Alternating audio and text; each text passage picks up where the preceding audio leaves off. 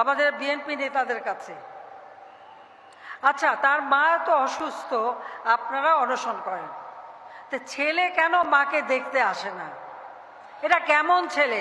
সেটাই আমার প্রশ্ন, যে মা এত অসুস্থ, মরে মরে, সেটাকে যখন তখন মরে যাবে। হ্যাঁ, বয়সও হয়েছে আর অসুস্থ বটে, তো মাকে দেখতে আসে না কেন? আমি তো বলবো যে মাকে দেখতে আসুক। খালেদা জিয়ার আর এক ছেলে কোকো মারা গেল, তার ভিতরে মানি লন্ডারিং দুর্নীতির মামলা ছিল, কিন্তু সে মালয়েশিয়াতে মারা যায়, তার লাশ আসে। আমি একজন মা,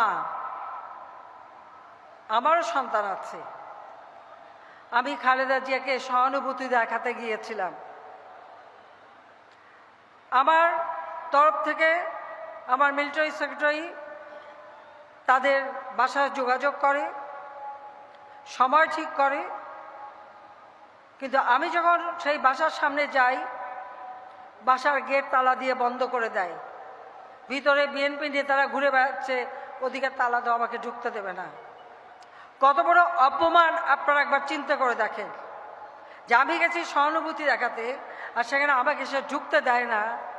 আর খালেদা জিয়া ভুলে গেছে সেই ৭১-এর পর কতবার ওই ৩২ নম্বরে গেছে। আর জাতির পিতা বঙ্গবন্ধু শেখ মুজিব না থাকলে, আর আমার মা সহযোগিতা না করলে, ওই বেগমজি হিসেবে নিজের নাম পরিচয় দিতে পারত না। এটা হলো বাস্তব কথা। আর তখন কোথায় থাকতো?